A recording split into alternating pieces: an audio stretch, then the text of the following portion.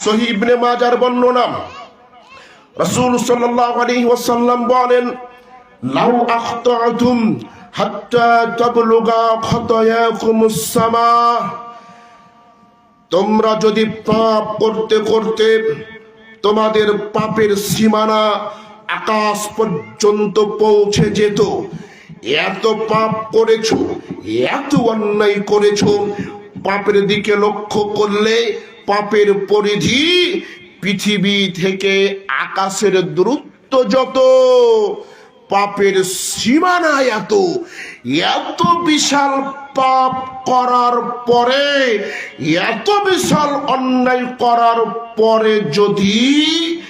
আমি আল্লাহ আমার কাছে ক্ষমা চাইতে পারো, তওবা করে ফিরে আসতে পারো, আমি আল্লাহ সুবহানাহু ওয়া তাআলা এত বিশাল পাপকে